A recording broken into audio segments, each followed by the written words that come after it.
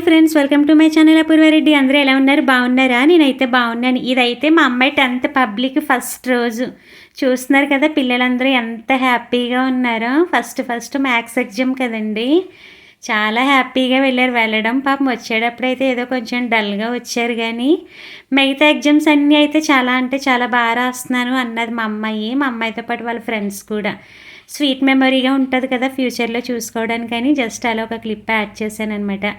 Already short blog చేశాను కదండి, house అంతా డీప్ క్లీనింగ్ చేసుకుంటున్నాను అని. ఫ్రిడ్జ్ చూస్తున్నారు కదా, ఫ్రిడ్జ్ కూడా మొత్తం క్లీన్ చేసుకుని నెక్స్ట్ ఇంకా ఎక్కడెక్కడికి పెట్టేసుకున్నాను అనమాట ఫ్రిడ్జ్లో కూడాని.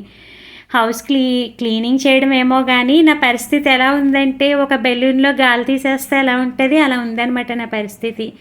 ఇక్కడ ఇవి చూస్తున్నారు కదా, కేక్ చేద్దామని చెప్పి అవన్నీ తీసుకొచ్చాను అనమాట. ఎప్పుడో చేయాలి కేకు ఖాళీ చేసుకుని. మా హస్బెండ్ ఇవాళ మండే కదండి, క్యాంప్ నుంచి వచ్చేసారు. వస్తూ మా అమ్మాయికి చాక్లెట్స్ చూసారు ఎలా తీసుకొచ్చారో. నేను ఎన్నిసార్లు చెప్తాను ఆ చాక్లెట్ ప్లేస్లో ఏమైనా డ్రై ఫ్రూట్స్ తీసుకురావచ్చు కదా అని. ఆల్రెడీ ఉన్నాయి కదే ఇంకెన్ని అంటారు మా హస్బెండ్. నేనేమి ఎక్కువ హెల్తీగా ఉండాలి, హెల్తీగా పెట్టాలి అని చూస్తాను. ఇక్కడ నేను కబోర్డ్ ఎందుకు చూపిస్తున్నాను అంటే, కిచెన్ కబోర్డ్ అండి ఇది. నా వ్లాగ్స్ చూసే వాళ్ళకైతే తెలుస్తుంది.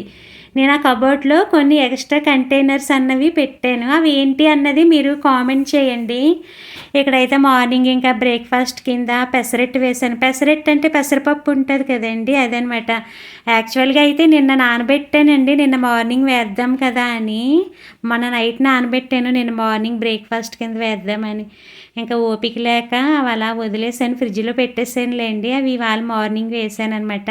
టేస్ట్ ఎలా ఉంటాయో ఏంటో అనుకున్నాను, కానీ బాగానే ఉన్నాయి. ఇంకా కర్రీకి కూడా ఆనపకాయ ఫ్రై చేసేసాను అనమాట. ఇంకా మెల్లిగా కూర్చుని మా హస్బెండ్ నేను అలా టీ టీ పెట్టుకుని చూస్తారు కదండి ఇవన్నీ. ఇంకా హౌస్ డీప్ క్లీనింగ్ అంటే ఎలా చేశానంటే, మొత్తం ఇల్లు పీకి పందిరేయడం అంటారు కదా, ఆ టైప్లో చేస్తాను అనమాట. చేసేటప్పుడు పూనకం వచ్చినట్టు చేసేసాను.